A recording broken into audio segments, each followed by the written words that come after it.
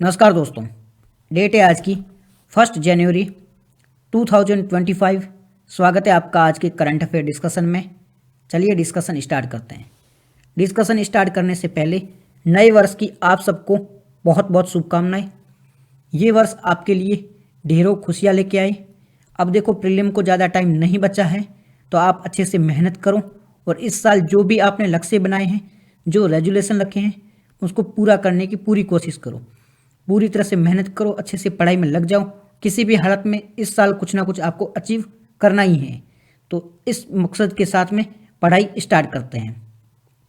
चलते हैं अपने पहले आर्टिकल की ओर। हमारा पहला जो आर्टिकल है प्रधानमंत्री मनमोहन सिंह जी के बारे में, भूतपूर्व प्रधानमंत्री मनमोहन सिंह जी के बारे में हमारा पहला आर्टिकल है। क्यों ये न्यूज़ में, ये सब तो आपको पता ही होगा। हमारे जो प्रधानमंत्री जी थे, भूतपूर्व प्रधानमंत्री जी मनमोहन सिंह जी, इनका देहांत हो चुका है। तो अब इससे संबंधित यह आर्टिकल है। इस आर्टिकल में बात की गई है इनके अचीवमेंट के बारे में, इन्होंने क्या क्या उपलब्धियां हासिल करी थी, देश के लिए क्या क्या चीज़ें करी थी, इन सब चीज़ों के इस आर्टिकल में डिस्कस किया गया है। तो अच्छे से इस आर्टिकल को देखेंगे।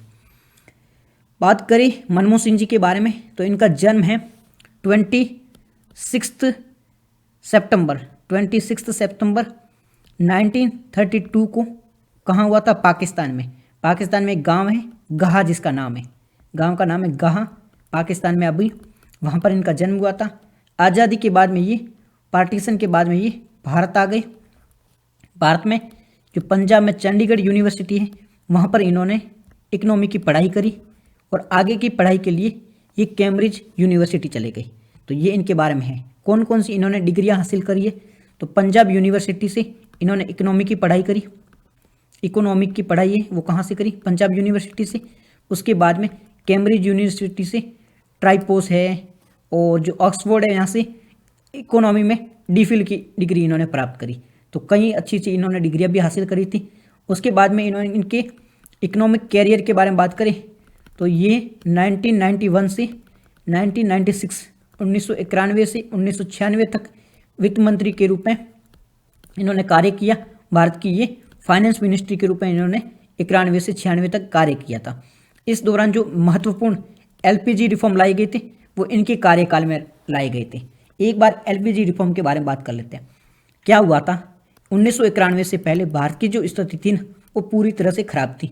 यहाँ पर भारत की ग्रोथ रेट है वो नेगेटिव चल रही थी। ठीक है, सारा जो हस्तक्षेप था सरकार का था। सरकार हर जगह हस्तक्षेप कर रही थी, बाहर से इन्वेस्टमेंट आ नहीं रहा था। पूरी तरह से जो इकोनॉमी है वो क्लोज इकोनॉमी थी। क्लोज इकोनॉमी का मतलब क्या होता है? पहले देखो इकोनॉमी के टाइप समझ लो। एक होता है कैपिटलिज्म यानी पूंजीवाद होता है, और एक होता है सोशलिज्म। सोशलिज्म अलग अलग टाइप के हो सकते हैं, बट आप यहाँ पे समझ लो, एक होता है कैपिटलिज्म होता है, एक होता है सोशलिज्म। कैपिटलिज्म क्या होता है? इकोनॉमी खुली होती है, फॉरेन कंट्री है वो इन्वेस्ट कर सकती है, गवर्नमेंट है वो हस्तक्षेप कम करती है। गवर्नमेंट का जो काम होता है ओनली रूल बनाना, जो देश में लॉ एंड ऑर्डर है उसको मैनेज करना, ये सारे काम होते हैं गवर्नमेंट के। गवर्नमेंट है वो कंपनी में हस्तक्षेप नहीं करती है, मार्केट में इंटरफेयर नहीं करती है, ये सारी चीज़ों में गवर्नमेंट इंटरफेयर नहीं करती है। सोशलिज्म में क्या होता है?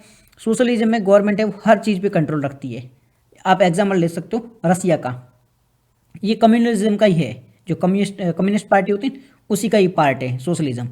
तो उसमें क्या होता है? गवर्नमेंट का हस्तक्षेप बहुत ज़्यादा होता है। तो 1991 से पहले भारत एक सोशल कंट्री था, सोशलिस्टिक कंट्री था, और ये एक क्लोज इकोनॉमी थी। सरकार की बहुत ज़्यादा कंपनियों में है, बैंकों में, हर जगह सरकार के हस्तक्षेप थे। उस टाइम में भारत की इकोनॉमी है वो क्राइसिस पे चल रही थी। भारत के पास में ओनली 15 दिन का ही रिजर्व बचा था कि वो 15 दिन तक ही ऑयल है वो खरीद सकता है, इतने ही पैसे बचे थे। ऐसी स्थिति में भारत गए, आईएमएफ के पास में गया। आईएमएफ ने कहा भारत को कि अगर आपको लोन चाहिए ना तो आपको हमारी शर्तें माननी होगी। तो आईएमएफ ने कहा इस भारत को कि आप है ना क्या करो, एलपीजी रिफॉर्म लेके आओ। एलपीजी का मतलब क्या होता है? एल का मतलब लिबरलाइजेशन यानी कि उदारीकरण करो। पी का मतलब होता है प्राइवेटाइजेशन यानी कि निजीकरण। जी का मतलब होता है ग्लोबलाइजेशन यानी कि वैश्वीकरण। पहले आप अपनी इकोनॉमी को उदार बनाओ, यानी कि यहाँ पर प्राइवेट सेक्टर इन्वेस्ट कर सकता है, फॉरेन जो कंट्रीज है वो इसमें इन्वेस्ट कर सकती है, तो देश को लिबरल बनाओ।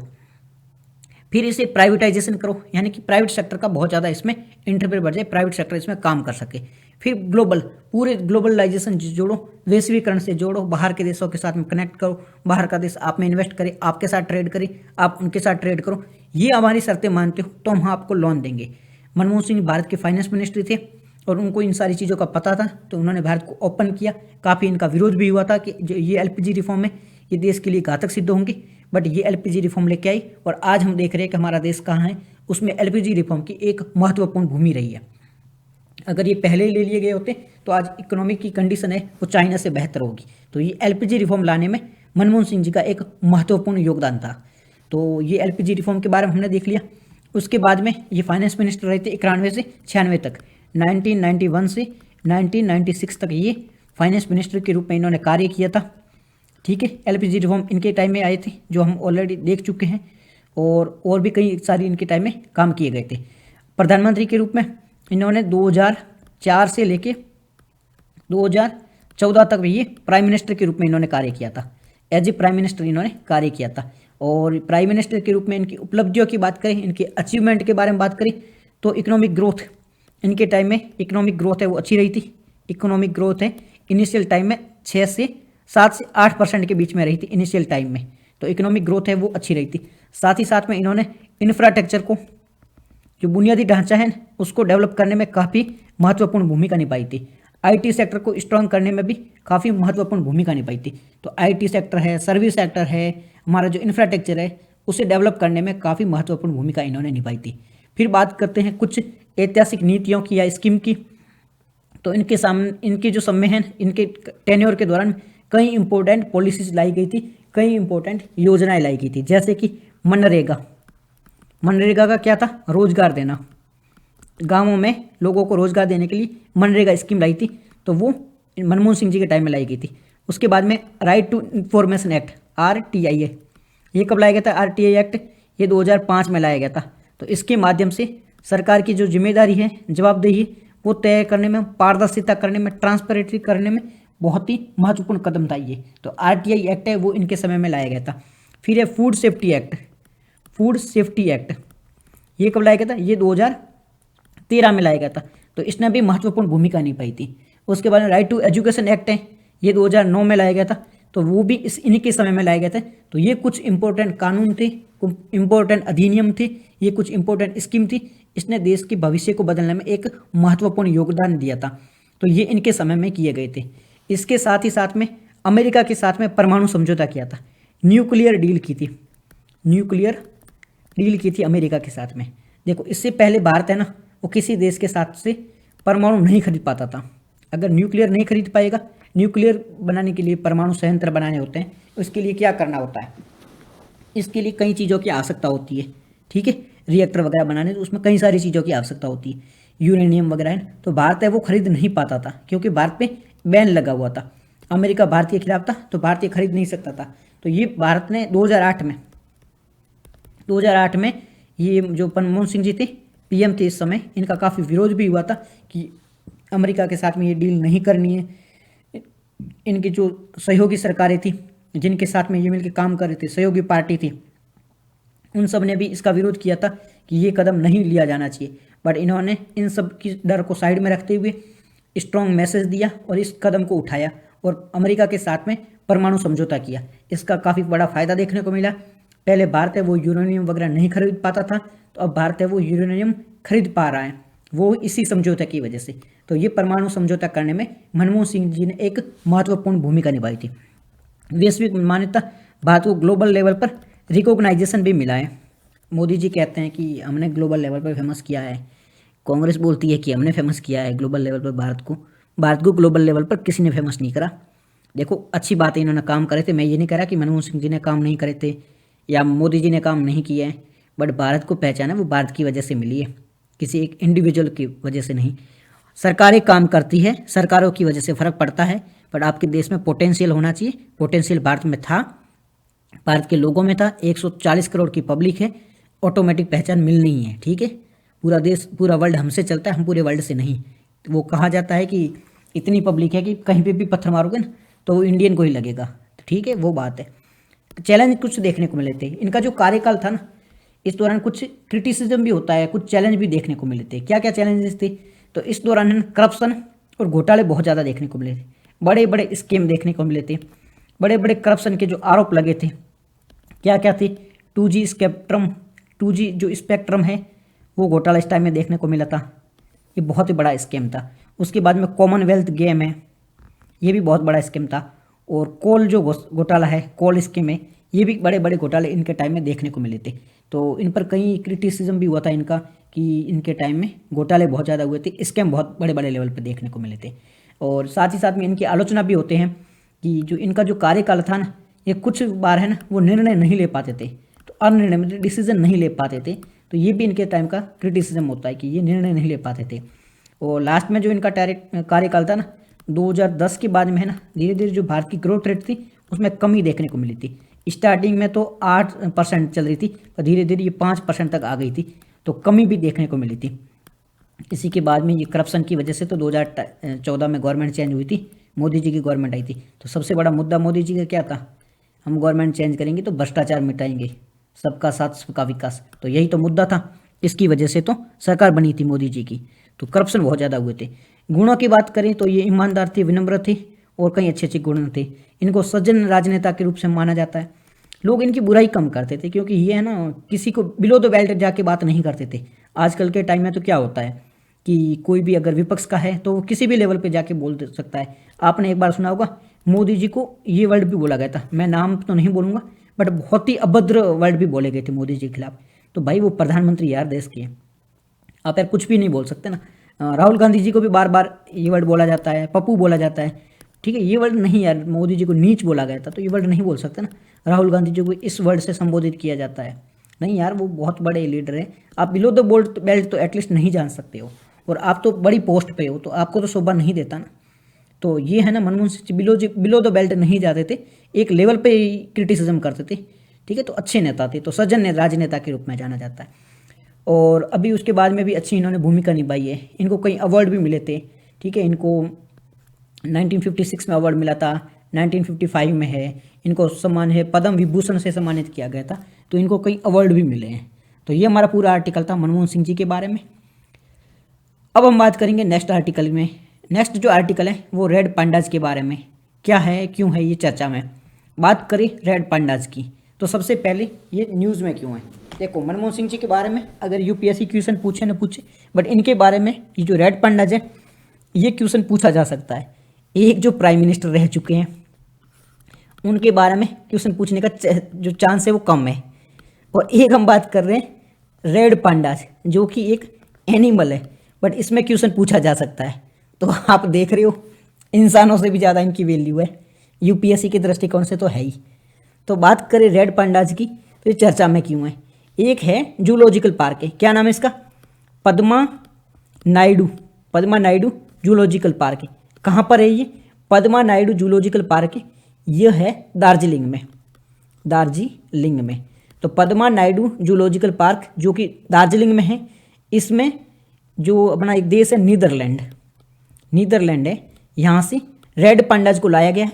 और ये जो जूलॉजिकल पार्क है यहाँ पर इनको शिफ्ट किया गया है। तो ये चर्चा में क्यों है, तो ये रेड पांडाज, ठीक है, इनको लाया गया है कहाँ से, नीदरलैंड से। इनको कहाँ से लाया गया, नीदरलैंड से। कहाँ इनको भेजा जा रहा है, पद्मा नायडू जूलॉजिकल पार्क कहाँ पर है ये पद्मा नायडू, ये है दार्जिलिंग में। तो इसमें भेजा जा रहा है, इस वजह से चर्चा में।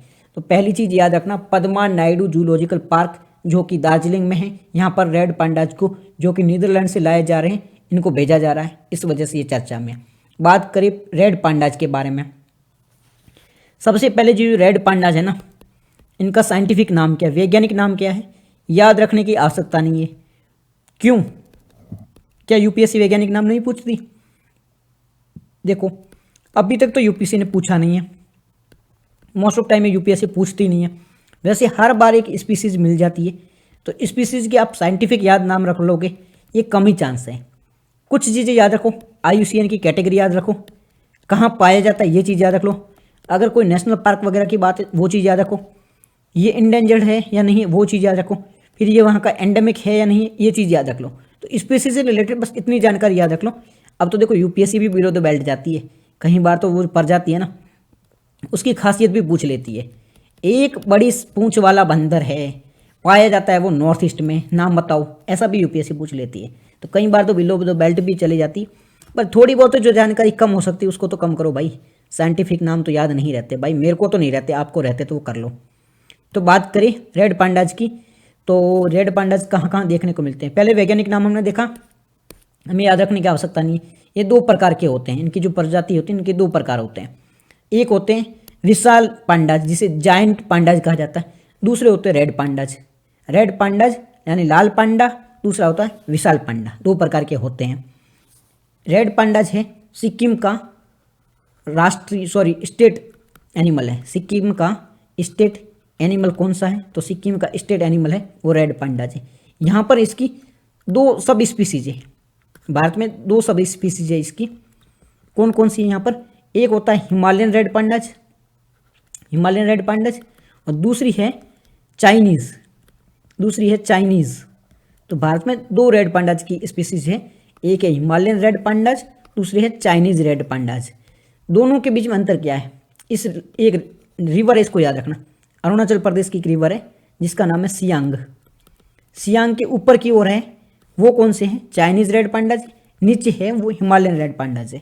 दोनों में पता आपको चल जाएगा, बस यहाँ पाए जाते हैं। नीचे की ओर इंडिया की ओर है वो हिमालयन है, और चाइना में तो चाइनीज़ हो, क्योंकि तब बात आपको पता चला। क्या चीज़ खाते हैं ये, आहार की बात करें तो क्या आहार करते हैं ये जो है मुख्य रूप से शाकाहारी होते हैं, ठीक है जी। क्या खाते हैं, बांस को खाते हैं, उसके साथ में अंडे भी खा लेते हैं, ये कीड़े मकोड़े फल भी खाते हैं, कुछ भी खा लेते हैं, पाठे वाठे भी, बट होते हैं शाकाहारी होते हैं, मांस नहीं खाते भाई, ठीक है, ये चीज़ याद रखना। शाकाहारी होते हैं, बांस खाते हैं, फल है, कीड़े हैं, अंडे हैं, ये सारी चीज़ें खाते हैं। तो आहार हमने देख लिया, ठीक है जी, आहार देख लिया। अब बात करते हैं, ये थोड़े शर्मीले से होते हैं भाई, शर्म भी करते हैं क्या, बेचारों को शर्म आती है, और एकांकी होते हैं। शर्मीले मतलब साई होते हैं, एकांकी मतलब एकांत में रहते हैं। एकांकी भी होते हैं क्या यार, पता नहीं, बट एकांकी भी होते हैं, अलग से रहते हैं। अब इनको महिला से मिलते हो ना, एक होता है मेल पांडा, एक होती फीमेल पांडा। तो ये फीमेल पांडा को हर टाइम नहीं मिलते हैं, जब इनको प्रजनन करना होता है तभी जाके ये फीमेल से मिलते हैं, नहीं तो ये एकांत में कोने में जाके यहाँ पे पड़ा है ये बेटा पांडा, वैसे नहीं मिलते। जब इनको प्रजनन करना होता है या परिवार का देखभाल करना होता है तब जाके ये पांडे मिलते हैं अपनी फैमिली से, नहीं तो अकेले पड़े रहते, शर्मीले होते, साई टाइप के होते हैं। नहीं भाई मैं ना मिलूँ, मेरे को तो आती है शर्म, मैं कौन मिलूँ। भूमिका की बात करें तो इनका कंट्रीब्यूशन क्या है, भाई तुम्हारी भी भूमिका होती है क्या, मुझे नहीं पता। तो इनका कंट्रीब्यूशन यही है कि ये एक इंडिकेटर स्पीसीज है। अब इंडिकेटर क्या होती है, इंडिकेटर यानी कि संकेतक। इंडिकेटर का मतलब क्या होता है, इंडिकेट देना। आप इंडिकेटर नहीं देते हो, बाइक कहीं मोड़ते हो तो इंडिकेट देते हो, उसे क्या जाता है, इंडिकेट दे रहे हो आप, इन्हें इंडिकेट कर रहे हो।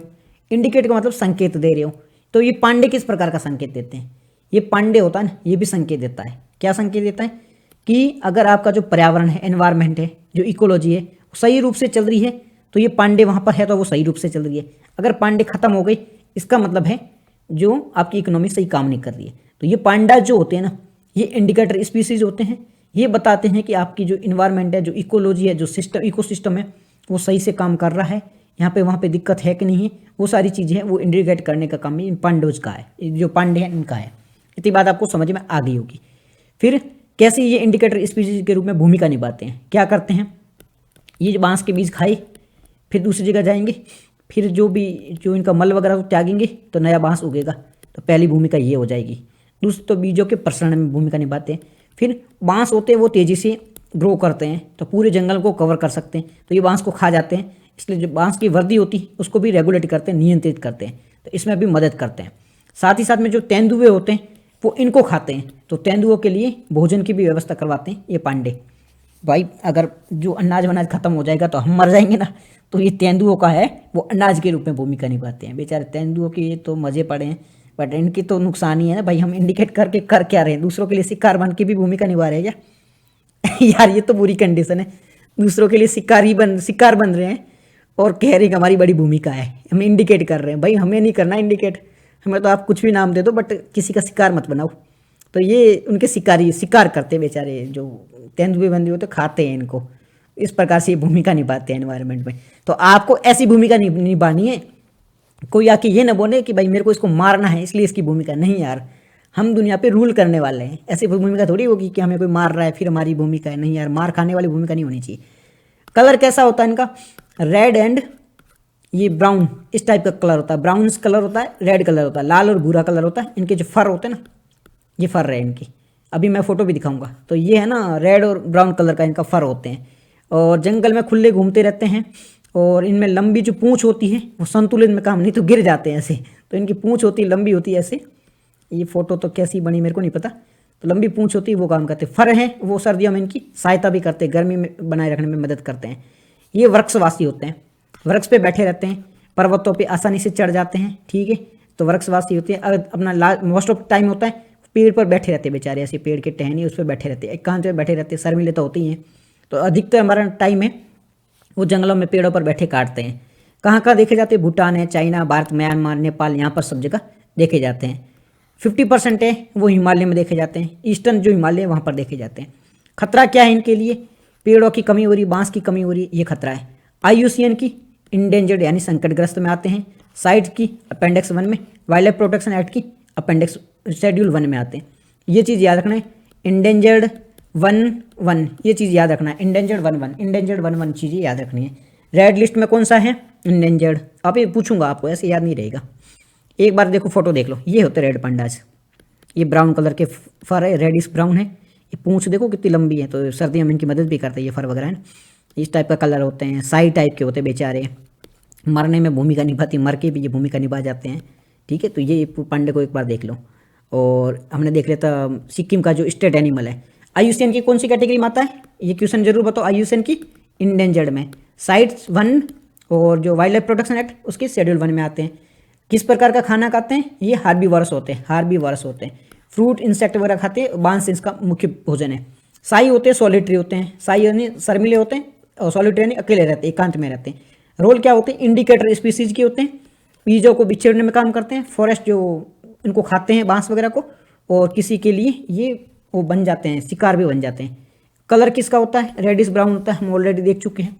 फिर ये एबोरियल होते हैं, यानी कि पेड़ों पर बैठ जाते हैं और अच्छे से चढ़ भी पाते हैं पहाड़ों वगैरह पर। भूटान, चाइना, म्यांमार वगैरह में देखे जाते हैं। 50% होते हैं ईस्टर्न हिमालयज में पाए जाते हैं। थ्रेट क्या है, जो इनका घर है वो नष्ट हो रहा है। इंडेंजर्ड है, साइट वगैरह हम देख चुके हैं। तो ये रेड पांडाज के बारे में कुछ आर्टिकल था। फिर एक बार ये भी देख लो, Padma Naidu Himalayan zoological park, ये कहाँ पर है, ये देखो। एक बार मैप आपको बताता हूँ यार, मैप मेरे से नहीं बनता है। ये भारत का मैप है, यहाँ पे देख लेना। तो ये है वेस्ट बंगाल है, ठीक है। यहाँ पर दार्जिलिंग है, यहाँ ऊपर असम है। तो यहाँ पर ये पद्मा नायडू, ये है पद्मा नायडू जूलॉजिकल पार्क। तो कहाँ पर, ये दार्जिलिंग में, ठीक है। दार्जिलिंग वेस्ट बंगाल में। यहाँ पर है ना कई जो एनिमल होते हैं उनकी ब्रीडिंग वगैरह करनी होती है, तो वो सारी चीज़ें यहाँ पर करी जाती है पद्मा नायडू जूलॉजिकल पार्क में। और यहाँ से कई पांडाज वगैरह तैयार करके इनको जो सिंगलीला नेशनल पार्क है ना, वहाँ पर भेजा जाता है। तो उसमें भी ये महत्वपूर्ण भूमिका निभाता है।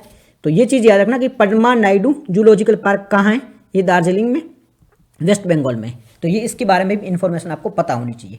तो ये चीज़ हम देख चुके हैं। दार्जिलिंग में यहाँ पर जो कई जो जानवर वगैरह हैं उनका अनुकूलन भी करवाया जाता है, उनका प्रजनन भी करवाया जाता है। ये सारी चीज़ें आप याद रखना। चलते हैं नेक्स्ट आर्टिकल की ओर।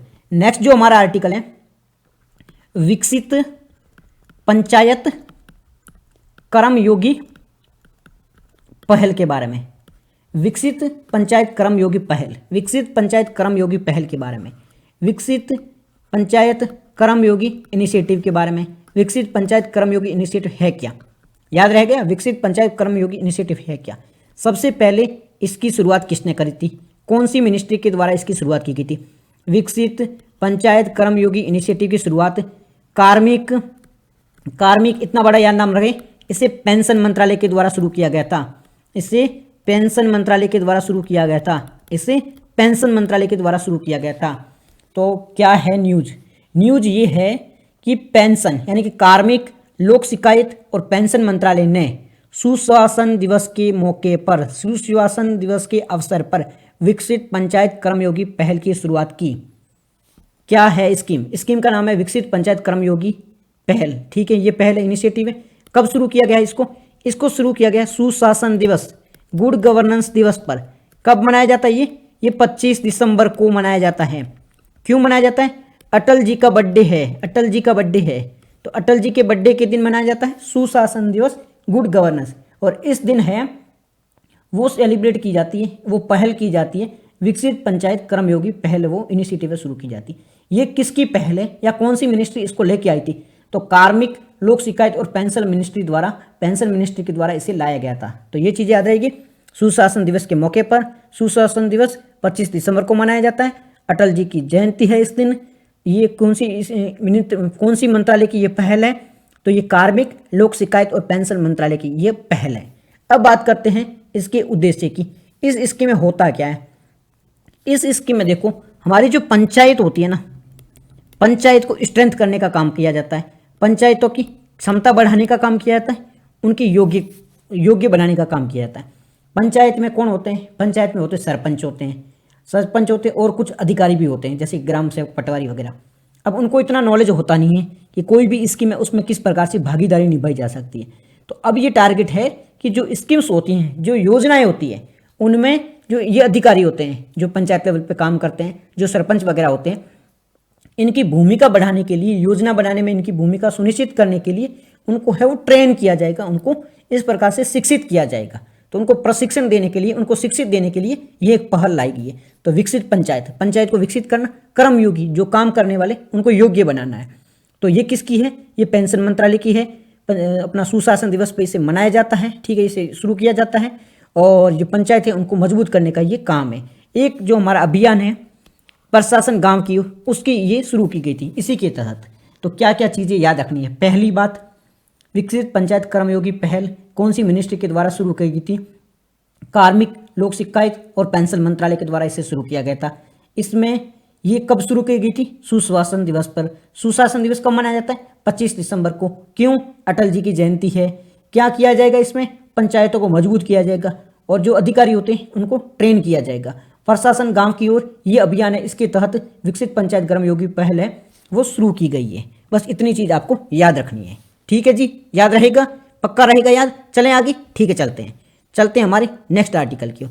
नेक्स्ट जो हमारा आर्टिकल है, अधीनस्थ सबोर्डिनेट लेजिस्लेशन है, अधीनस्थ विधान या सबोर्डिनेट लेजिस्लेशन के बारे में।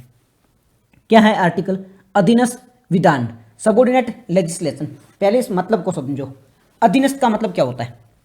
अधीनस्थ, अधीनस्थ का मतलब होता है अधीन, अधीनस्थ का मतलब होता है अधीन। ये चीज समझ में आ गई? तो पहले देख लेते हैं ये चर्चा में क्यों है। डाकघर अधिनियम 2023 है। इस अधिनियम के तहत दो विधान है, उनको अधिसूचित किया गया है, उनको नोटिफाइड किया गया है। कौन कौन से दो नए नियम है? एक डाकघर नियम 2024, दूसरा है डाकघर विनियम 2024। तो ये दो है वो नए लाए गए हैं, इस वजह से ये चर्चा में। अब हम बात करते हैं अधीनस्थ विधान होते क्या हैं। बात करें अधीनस्थ विधान या सबोर्डिनेट लेजिस्लेशन की, तो इसमें क्या होता है? एक चीज समझो, एक होता है मेन एक्ट होता है, अधिनियम होता है, जिनको हम बोलते हैं कानून बोलते हैं। तो एक्ट, अधिनियम या कानून, ये किसके द्वारा पास किया जाता है? ये पार्लियामेंट के द्वारा, संसद द्वारा। संसद में कौन होता है? एक होता है एग्जीक्यूटिव होता है, एग्जीक्यूटिव होता है, दूसरा होता है लेजिस्लेटिव। ये दोनों को मिलकर पार्लियामेंट में काम करती है। एग्जीक्यूटिव क्या बनती है? एग्जीक्यूटिव काम करने का काम करती है, यानी कार्यपालिका होती है एक, दूसरी होती है विधायिका होती है। कार्यपालिका कार्य करती है, विधायिका विधि बनाती है, यानी कि कानून बनाती है। अब ये ना कानून कौन बना रहा है? यहाँ पे विधायिका बना रही है, यानी कि पार्लियामेंट में दो है, कार्यपालिका और विधायिका, ये दोनों मिलकर कानून बना रहे हैं। बट ये जो विधायिका है, यानी कि जो लेजिस्लेशन, एक है कार्यपालिका समझ लो आप, एग्जीक्यूटिव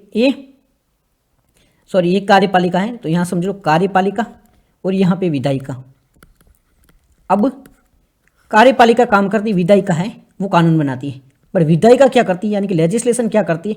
अपने जो कानून बनाने की शक्तियां है वो किसको दे देती है? वो कार्यपालिका को दे देती है। कार्यपालिका को बोलती है आप कोई भी कानून है उसके अंतर्गत कोई कानून बना सकती है। एक तो कानून बनाना है, उसकी शक्ति तो किसके पास में? इसके पास में। तो इसके ये कहती है कि आप कानून तो मत बनाओ, बस किसी कानून के अंतर्गत कोई कानून बना सकते हो, तो उसी कानून को कहा जाएगा अधीनस्थ कानून। आपने देखा वो अधीनस्थ कोर्ट होती है, उसी प्रकार है अधीनस्थ कानून होता है, यानी कानून के भीतर का कानून। तो शक्तियां है वो कानून के समान ही होगी, बट ये अलग से काम करेगा, तो इसे अधीनस्थ कानून या सबऑर्डिनेट लेजिस्लेशन कहा जाता है। तो इसके लिए एक समिति होती है, अधीनस्थ विधान समिति, उसमें 15 मेंबर होते हैं, लोकसभा से और राज्यसभा से। तो ये जो है इस प्रकार की वो काम करती है। तो अधीनस्थ लेजिस्लेशन होता है जो कानून के अधीन होता है, जो मेन कानून होता है, मेन एक्ट होता है, अधिनियम होता है, उसके अधीनस्थ होता है। इसका जो पावर है वो कानून के समान होगा, जो एक्ट है उसके समान होगा। बट ये जो है विधायिका द्वारा, लेजिस्लेशन द्वारा पारित नहीं किया जाता है, इसे पारित किया जाता है एग्जीक्यूटिव के द्वारा पारित किया जाता है, एक ऑर्डर के माध्यम से पारित किया जाता है। तो ये अंतर समझ लो अब अधीनस्थ विधान या सबऑर्डिनेट लेजिस्लेशन के बारे में। अधीनस्थ विधान समिति की बात करें तो इसमें 15 मेंबर होता है। इसके जो काम है, जो कार्यपालिका अपनी शक्तियों का प्रयोग है वो सही तरीके से कर रही है नहीं कर रही है, लेजिस्लेशन है उसकी सीमाओं के भीतर काम कर रही है कि नहीं कर रही, वो सारी चीज़ें देखने का काम है वो अधीनस्थ विधान समिति का है। सबऑर्डिनेट लेजिस्लेशन हमने देख लिया था, इसके अंतर्गत पोस्ट ऑफिस रूल और पोस्ट ऑफिस रेगुलेशन 2 पारित हुए हैं। बात करें सबऑर्डिनेट लेजिस्लेशन की, तो ये जो लेजिस्लेशन होती हैं वो अथॉरिटी दे देती हैं सबऑर्डिनेट को कि आप लेजिस्लेशन बना सकते हो। तो ये इसके भीतर आता है, पावर वगैरह सेम रहेगी बट उस पावर को अक्रॉस नहीं कर सकती, उसके भीतर रह के काम करना होगा। तो ये आर्टिकल था सबऑर्डिनेट लेजिस्लेशन से संबंधित। चलते हैं हमारे नेक्स्ट आर्टिकल की ओर। नेक्स्ट जो आर्टिकल है वो वीर बाल दिवस से संबंधित है। वीर बाल दिवस से संबंधित आर्टिकल चर्चा में क्यों है? सबसे पहले बात करें, हर वर्ष 26 दिसंबर को हर वर्ष 26 दिसंबर को वीर बाल दिवस मनाया जाता है। हर वर्ष 26 दिसंबर को, 26 दिसंबर को और क्या मनाया जाता है वो चीज़ याद करो। 25 को सुशासन दिवस, ठीक है, सुशासन दिवस। 26 को वीर बाल दिवस, तो इनको याद रखना। तो हर वर्ष 26 दिसंबर को वीर बाल दिवस मनाया जाता है। इसकी जो शुरुआत है वो 2022 से हुई है। शुरुआत कब से हुई? 2022 से। हर वर्ष है वो 26 दिसंबर को वीर बाल दिवस मनाया जाता है। शुरुआत कब से हुई? 2022 से, 2022 से इसकी शुरुआत हुई है। क्यों मनाया जाता है ये? अब ये देख लो। हर वर्ष एवरी ईयर 26 दिसंबर को वीर बाल दिवस है वो सेलिब्रेट किया जाता है। इसकी शुरुआत है 2022 से हुई थी। अब इसे क्यों मनाया जाता है? सिखों के 10वें गुरु कौन थे? गुरु गोविंद सिंह जी। सिखों के 10वें गुरु कौन थे? गुरु गोविंद सिंह जी थे। याद रहेगा आपको, सिखों के 10वें गुरु कौन थे? गुरु गोविंद सिंह जी थे। इनके पुत्र थे, इनके छोटे पुत्र थे। नाम क्या था? इनका नाम था शहीद साहिबजादा बाबा जोरावर सिंह और शहीद साहिबजादा बाबा फतेह सिंह। यानी कि जोरावर सिंह और फतेह सिंह जी, इनको श्रद्धांजलि देने के लिए हर वर्ष है वो बाल दिवस मनाया जाता है, वीर बाल दिवस है वो मनाया जाता है। बात समझ में आ गई क्यों मनाया जाता है? गुरु गोविंद सिंह जी के 2 बेटे थे, नाम क्या था? जोरावर सिंह जी और फतेह सिंह जी। तो इनको श्रद्धांजलि अर्पित करने के लिए इसे मनाया जाता है। ये जो थे जोरावर सिंह जी और फतेह सिंह जी, इनको है ना, उस टाइम में मुगल शासक कौन था? औरंगजेब था। वो काफ़ी क्रूर शासक था। वो क्या कर रहा था? वो मुगल है ना, वो दूसरे धर्मों को अपने में परिवर्तित करवा रहा था। यानी कि नॉन मुस्लिम थे उनको मुस्लिम बना रहा था। ऐसा काम कौन कर रहा था? औरंगजेब कर रहा था। तो गुरु गोविंद सिंह जी थे ने, उन्होंने इसका विरोध किया। अब गुरु गोविंद सिंह जी ने विरोध किया ना, तो इनको सबक सिखाने के लिए इन्होंने, जो औरंगजेब था ना, इसने गुरु गोविंद सिंह जी के पुत्रों को पकड़ लिया। ये जो आनंदपुर किला था, यहाँ से गुरु गोविंद सिंह जी के पुत्रों को पकड़ लिया और इनको फांसी चढ़ा दिया गया। 26 दिसंबर 1705, 26 दिसंबर 1705 में गुरु गोविंद सिंह जी के 2 पुत्र जोरावर सिंह जी और ये फतेह सिंह जी, इन दोनों को फांसी चढ़ा दिया। इसलिए 26 दिसंबर है इसको वीर बाल दिवस के रूप में सेलिब्रेट करते हैं। ठीक है, इतनी बात आपको समझ में आएगी, क्योंकि इनको श्रद्धांजलि अर्पित करने के लिए, क्योंकि इन्होंने एक बहादुरी का काम किया था, एक वीरता का काम किया था, तो इनको श्रद्धांजलि अर्पित करने के लिए हर वर्ष है वो 26 दिसंबर को वीर बाल दिवस मनाया जाता है। इसकी जो शुरुआत है वो 2022 में की गई थी। इतनी चीज़ आपको समझ में आ गई हो। इस श्रेणी के जो अंतर्गत, इसमें जो वीर बाल दिवस है, इसके अंतर्गत 7 श्रेणियाँ होती हैं, उसमें जो पुरस्कार दिए जाते हैं। 7 अलग अलग प्रकार की श्रेणियाँ होती हैं, उसमें जो पुरस्कार है वो प्रधानमंत्री जी द्वारा उनमें पुरस्कार दिए जाते हैं। तो इसे प्रधानमंत्री राष्ट्रीय बाल पुरस्कार भी प्रदान किए जाते हैं वीर बाल दिवस के अंतर्गत। ठीक है, तो ये बात देख लो। रिसेंटली वीर बाल दिवस सेलिब्रेट 26 दिसंबर को, 26 दिसंबर को 2022 से इसकी शुरुआत हुई थी। सिखों के 10वें गुरु थे, उनके 2 पुत्र जोरावर सिंह जी और फतेह सिंह जी। इनको जो मुगल शासक था उन्होंने 26 दिसंबर और 1705 में इनको अरेस्ट कर लिया और इनको फांसी पे चढ़ा दिया। तो इनको श्रद्धांजलि अर्पित करने के लिए, इनकी जो ब्रेवरी है, इनकी जो उनको सेक्रीफाइस है, उनको ऑनर अर्पित करने के लिए, ऑनर प्रदान करने के लिए 26 दिसंबर को ये सेलिब्रेट किया जाता है। तो ये आर्टिकल था वीर बाल दिवस से संबंधित। चलते हैं नेक्स्ट आर्टिकल की ओर। नेक्स्ट आर्टिकल है वो पनामा नहर के बारे में, पनामा कैनाल के बारे में। ये ऊपर क्या है, ऊपर अमेरिका है, नॉर्थ अमेरिका, नीचे लैटिन अमेरिका है, साउथ अमेरिका। दो चीज़ें समझ में आ गई, ऊपर नॉर्थ अमेरिका, नीचे साउथ अमेरिका। यहाँ पर अलग अलग देश है, कैरेबियन कंट्रीज हैं यहाँ पर, ठीक है। यहाँ पर कैरेबियन कंट्री है, यहाँ से होते हुए एक नहर निकलती है। ये नहर का नाम क्या है, नहर का नाम है पनामा, क्योंकि यहाँ पर एक देश है उसका नाम है पनामा, तो इसी के नाम पर इसका नाम पड़ गया पनामा नहर, पनामा कैनाल।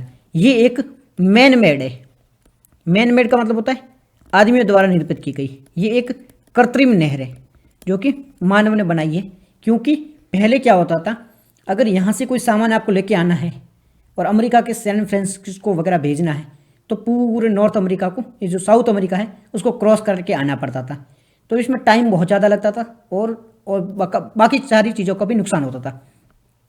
तो इस नुकसान को भरपाई करने के लिए, कम करने के लिए यहाँ पर एक नहर बना दी गई। तो अब है वो सामान यहाँ से होते हुए भेजा जा रहा है। तो पनामा नहर है वो नॉर्थ अटलांटिक ओशियन, यानी कि जो अटलांटिक ओशियन है उसको पैसिफिक ओशियन से जोड़ती है। ये साउथ अमेरिका को नॉर्थ अमेरिका से अलग करती है, इन दोनों के बीच में से ये गुजरती है। तो ये है जो वाटरवे है, इसको कम कर दिया गया, दूरी थी उसमें 22 दिनों का समय कम कर दिया है, 8000 मील की दूरी कम कर दी है। इस प्रकार का इसमें हुआ है। कौन कौन से सी को जोड़ती है, अटलांटिका सी को पैसिफिक सी से है, और यहाँ पर कैरेबियन सी है उसको भी जोड़ने का काम करती है।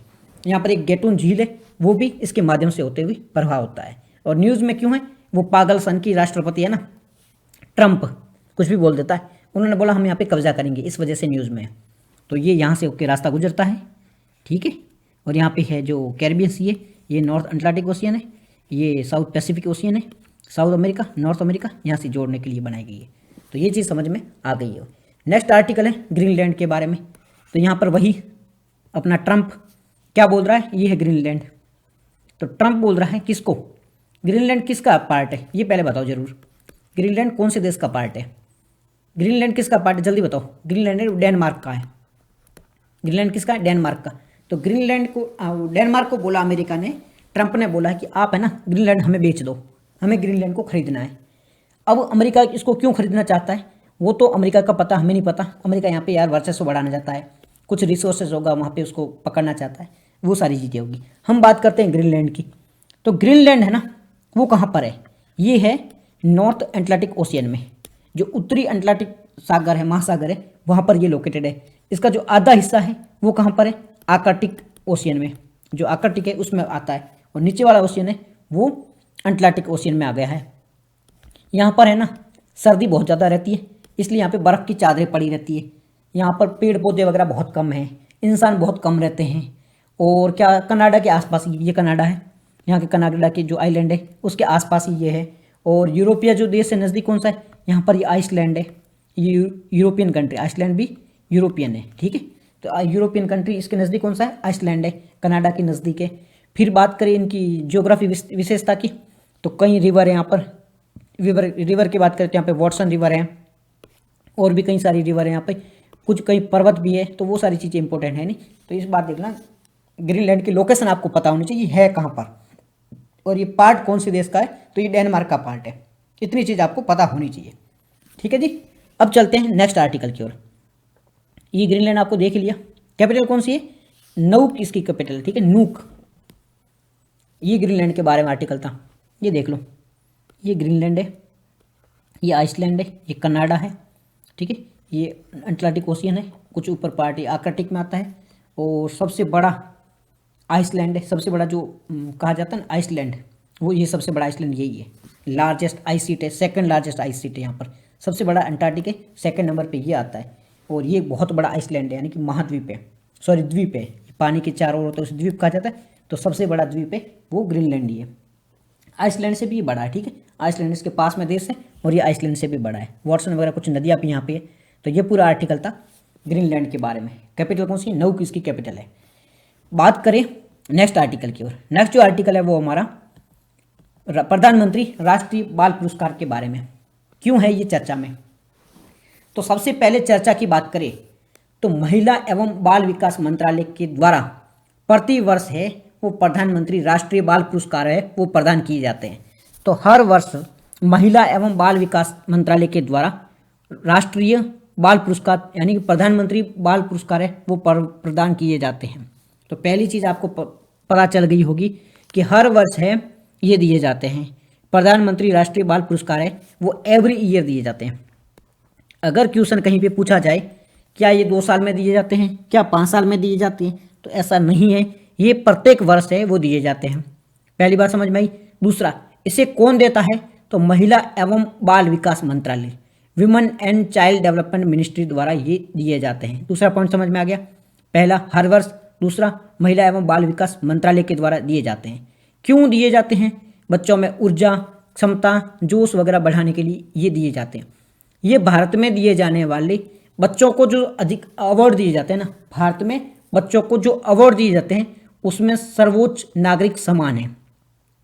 वैसे भारत का सर्वोच्च नागरिक सम्मान कौन सा है, तो वो है भारत रत्न। बट हम बात कर रहे हैं बच्चों की, तो बच्चों को दिए जाने वाला जो सर्वोच्च अवार्ड है वो प्रधानमंत्री राष्ट्रीय बाल पुरस्कार है। तो बच्चों के लिए सर्वाधिक पुरस्कार कौन सा है, सर्वोच्च नागरिक सम्मान कौन सा है, प्रधानमंत्री राष्ट्रीय बाल पुरस्कार है, वो बच्चों के लिए सर्वोच्च नागरिक सम्मान है। इसमें 25 पुरस्कार होते हैं, 25 इसकी संख्या होती है। ठीक है, चयन समिति होती है, उस आधार पर इसकी वो सिलेक्ट किए जाते हैं किस किस को देना है। अब पहले इसका नाम जो था ना 2018 तक, वो इसका नाम था बाल कल्याण पुरस्कार और बाल शक्ति पुरस्कार। दो अलग अलग थे, एक बाल कल्याण पुरस्कार अलग था और बाल शक्ति पुरस्कार है ये भी अलग था। दो अलग अलग प्रकार के थे। तो इन दोनों को मर्ज कर दिया गया 2018 में और इनका नाम रख दिया गया प्रधानमंत्री राष्ट्रीय बाल पुरस्कार। पहले थे बाल कल्याण पुरस्कार और बाल शक्ति पुरस्कार, 2018 में इसका नाम बदल दिया और अब इसका नाम कर दिया प्रधानमंत्री राष्ट्रीय बाल पुरस्कार नाम कर दिया गया। एलिजिबिलिटी, पात्रता क्या है इसके लिए? सबसे पहले बच्चा है वो भारतीय नागरिक होना चाहिए, इंडियन सिटीजन होना चाहिए, इसके अलावा नहीं मिल सकता किसी और को। उम्र है वो 5 से 18 के बीच में होनी चाहिए, 5 से ऊपर होना चाहिए, 18 से नीचे होना चाहिए, ये इसकी उम्र है।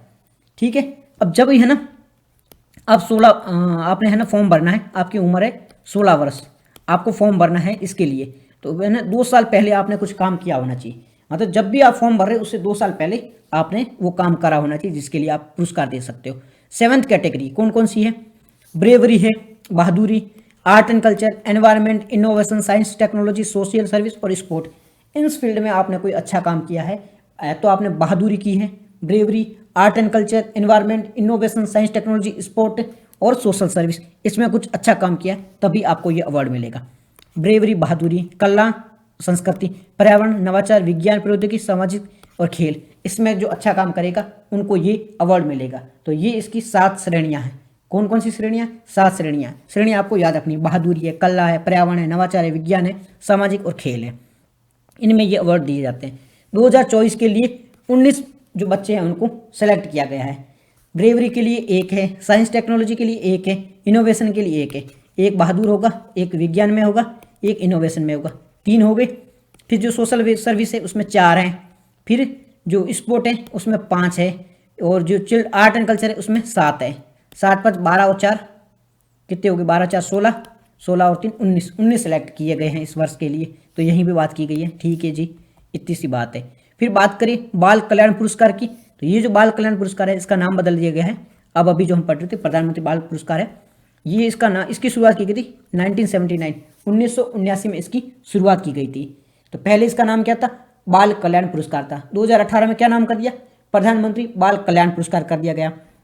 ठीक है जी, ये भी वैसे ही दिया जाता था, सेम क्राइटेरिया वगैरह थी और वो सारी चीज़ें थी, बट वो सारी चेंज कर दिया अब। और उससे पहले था दूसरा, एक और था बाल शक्ति पुरस्कार, इसकी शुरुआत 1996 में की गई थी। एक 1979 1979, एक 1996 1996 में, और इसका भी नाम प्रधानमंत्री बाल पुरस्कार है वो बदल दिया गया है। ठीक है, बाल शक्ति पुरस्कार कर दिया गया है। तो ये दोनों के नाम है वो चेंज कर दिए कि 2018 में, वही 5 से 18 साल है, टर्म्स एंड कंडीशन सेम ही है। ठीक है, तो ये पूरा आर्टिकल इससे संबंधित था। नेक्स्ट है हवाई जो आइलैंड है ना, वहाँ पर एक किलिकाउ नाम का जो वोल्केनो है वो सबसे एक्टिव वोल्केनो है, वो फिर से एक्टिव हो गया है। तो ये वर्ल्ड का सबसे एक्टिव वोल्केनो है। ये हवाई जो आइलैंड है अमेरिका के एक द्वीप है, वहाँ पर सबसे एक्टिव वोल्केनो है वो किलिकाउ वोल्केनो है। ये क्या करता है, बहुत ही ज़्यादा एक्टिव है और हर बार ये उत्पन्न हो जाता है। इसके कारण कई चट्टानें वगैरह भी यहाँ पर बनी हुई है। तो ये क्लिका वोल्केनो के बारे में। नेक्स्ट जो आर्टिकल है वो आर्सेनिक के बारे में। आर्सेनिक एक क्या है, एक पॉल्यूटेंस है। अभी क्या हुआ, बिहार के जो 11 जिले हैं वहाँ पर चावल और गेहूं में आर्सेनिक की मात्रा देखने को मिली है। आर्सेनिक क्या है, एक प्रदूषक है, एक धातु है जो कि प्रदूषण फैलाता है। ठीक है, अभी बिहार के जो 11 जिले हैं वहाँ पर गेहूं और चावल हैं, वहाँ पर आर्सेनिक की मात्रा देखने को मिली है। इतनी बात आपको समझ में आई। आर्सेनिक के बारे में बात करें तो ये पारदर्शी होता है, यानी कि ट्रांसपेरेंट होता है, गंधहीन होता है, मतलब ऑर्डरलेस होता है। एक पारदर्शी ट्रांसपेरेंट होता है, गंधहीन मतलब ऑर्डरलेस होता है, विषाक्त होता है यानी टॉक्सिक होता है। तो पारदर्शी, गंधहीन और विषाक्त धातु होती है। ठीक है, इसके लिए प्रदूषण कैसे होता है, एक तो ये प्राकृतिक रूप से ये फैलता है, जो नदियाँ वगैरह है वहाँ से भी फैलता है, वाटर के कारण भी फैलता है, और ह्यूमन एक्टिविटी के कारण भी फैलता है। ह्यूमन एक्टिविटी अभी माइनिंग वगैरह ज़्यादा कर रही है, खनन ज़्यादा कर रही है, ग्राउंड वाटर का एक्सेसिव यूज कर रही है, उसके कारण भी आर्सेनिक है वो उसका पॉल्यूशन बढ़ता है। इससे क्या होता है, इसमें तलचा में जो हमारी स्किन होती है उससे केराटाइनाइजेशन हो जाता है, जो स्किन है वो इन्फेक्टेड हो जाती है। तो कई नुकसान देखने को मिलते हैं आर्सेनिक के कारण। तो ये आर्सेनिक के बारे में था। ट्रांसपेरेंट है, ऑर्डरलेस है, टॉक्सिक ये मेटल है, और नेचुरल भी होता है, एंथ्रोपोजेनिक होता है, हेल्थ पे इसके कई इंपैक्ट पड़ते हैं। तो ये पूरा आर्टिकल था इसके बारे में, आर्सेनिक के बारे में। नेक्स्ट जो आर्टिकल है वो बेलगाम कांग्रेस की राष्ट्रीय जो अधिवेशन था उसके बारे में। ये हमने कल भी देखा था 1924 के बेलगाम कांग्रेस के अधिवेशन के बारे में। ये कांग्रेस का 39वां अधिवेशन था। ये एकमात्र अधिवेशन था जिसकी अध्यक्षता है वो महात्मा गांधी जी के द्वारा की गई थी। गांधी जी है ना, उन्होंने कांग्रेस के किसी अधिवेशन की अध्यक्षता नहीं करी थी। फाइनली ये एकमात्र अधिवेशन है, 39वां अधिवेशन है जो कि बेलगाम में हुआ था 1924 में। इसकी अध्यक्षता महात्मा गांधी जी ने करी थी। इस दौरान स्वराज और सर्वोदय के जो कॉन्सेप्ट है उन पर चर्चा की गई थी। इससे पहले जो कांग्रेस की जो संगठन था ना, जो कार्य प्रणाली थी, वो पूरा बिगड़ा हुआ था। इनका जो फ्रेमवर्क है, इनका जो संगठन है, ऑर्गेनाइजेशन है, वो पूरी तरह से बिगड़ा हुआ है। अगर किसी को भी कांग्रेस ज्वाइन करनी होती है, एक फीस देनी पड़ती थी। ये फीस के कारण ज़्यादा से ज़्यादा लोग कांग्रेस ज्वाइन नहीं कर पा रहे थे। तो ये जो अधिवेशन हुआ था ना 1924 में बेलगाम में, इसमें फीस में 90% कमी कर दी गई थी। और यहाँ पर जो अनटचेबिलिटी है उसके लिए अलग से सम्मेलन करने की भी बात करी गई थी। तो ये जो अनटचेबिलिटी के खिलाफ एक बहुत ही बड़ा कदम था, वो इसी अधिवेशन में उठाया गया था। तो 1924 का जो बेलगाम अधिवेशन है वो 2 मामलों में इंपॉर्टेंट हो जाता है। पहला, इसकी अध्यक्षता महात्मा गांधी जी ने करी थी, पहली बात तो ये। दूसरा, यहाँ पर अस्पृश्यता के खिलाफ, अनटचेबिलिटी के खिलाफ अलग अलग सम्मेलन आयोजित किए गए थे, इसीलिए भी ये इंपॉर्टेंट हो जाता है। तो ये 2 बातें इससे रिलेटेड थी। अब यहाँ पर कुछ कांग्रेस के अधिवेशनों के बारे में बात की गई है। तो कांग्रेस का फर्स्ट अधिवेशन कहाँ हुआ था, बॉम्बे में हुआ था। कब हुआ था ये, 1885 में, 1885 में बॉम्बे में आयोजित हुआ था, जिसकी अध्यक्षता WC बनर्जी के द्वारा की गई थी। व्योम चंद्र बनर्जी के द्वारा जिसकी अध्यक्षता की गई थी। यहाँ पर कांग्रेस का गठन हुआ था। पहली अधिवेशन कहाँ हुआ था, बॉम्बे हुआ था 1885 में। दूसरा 1886 में हुआ था। कहाँ हुआ था ये, कोलकाता में हुआ था। पहला बॉम्बे, दूसरा कोलकाता, तीसरा मद्रास। 85, 86, 87। पहले की अध्यक्षता WC बनर्जी, दूसरे की दादा भाई नौरोजी, तीसरे की सैयद बहरुद्दीन तैयब जी। तो पहले थे वो हिंदू थे, दूसरे थे वो पारसी थे, तीसरे थे वो मुस्लिम थे। तो पहले पारसी कौन थे जिसने कांग्रेस की अध्यक्षता करी थी, वो दादा भाई नौरोजी थे। पहले मुस्लिम कौन थे जिसने कांग्रेस की अध्यक्षता करी थी, वो सैयद बहरुद्दीन तैयब जी थे। पहले अंग्रेज कौन थे जिन्होंने कांग्रेस की अध्यक्षता करी थी, वो जॉर्ज जुल थे। तो पहला जो अधिवेशन हुआ था वो 1885 में हुआ था। कहाँ हुआ था ये, बॉम्बे में हुआ था। और अध्यक्षता किसने करी थी, WC बनर्जी ने करी थी। कांग्रेस का स्थापना कब हुई थी, 1885 में हुई थी। कहाँ हुई थी, ये भी बॉम्बे में हुई थी। दूसरा अधिवेशन कब हुआ था, 1886 में हुआ था। कहाँ हुआ था ये, कोलकाता में हुआ था। अध्यक्षता किसने करी थी, दादा भाई नौरोजी ने। तीसरा अधिवेशन 1887 में, कहाँ हुआ था ये, मद्रास में हुआ था। अध्यक्षता किसने करी थी, सैयद बहरुद्दीन तैयब जी ने करी थी।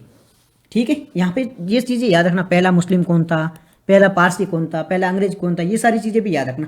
चौथा अधिवेशन 1888 में हुआ था। कहाँ हुआ था ये, इलाहाबाद में हुआ था। अध्यक्षता जॉर्ज जुल जो कि पहले अंग्रेज थे। फिर 1896 में ये कहाँ हुआ था, ये कोलकाता में हुआ था। अध्यक्षता किसने करी थी, रहमतुल्लाह सयानी ने करी थी। जो रविंद्रनाथ टैगोर जी है, इन्होंने वंदे मातरम गाया था, उसको पहली बार यहीं गाया था 1896 में, कोलकाता में ही गाया गया था। फिर 1899 में कहाँ हुआ था? लखनऊ में हुआ था। 1900 में कहाँ हुआ था? वो भी याद रखना। 1899 में ये हुआ था लखनऊ में। यहाँ पे आरसी दत्त, रोमेश चंद्र दत्त ने करी थी और भूमि संबंधित है वो निर्धारण की मांग की गई थी। तो ये पूरे आज के आर्टिकल था, ये कांग्रेस के अधिवेशन थे। आज के डिस्कशन में इतना ही है। ये कुछ क्वेश्चन है, इसको आप जरूर अटेंड करना, ठीक है। नीचे इसके आंसर भी दिए गए थे। तो आज के डिस्कशन में इतना ही है। Thank you very much for joining the session.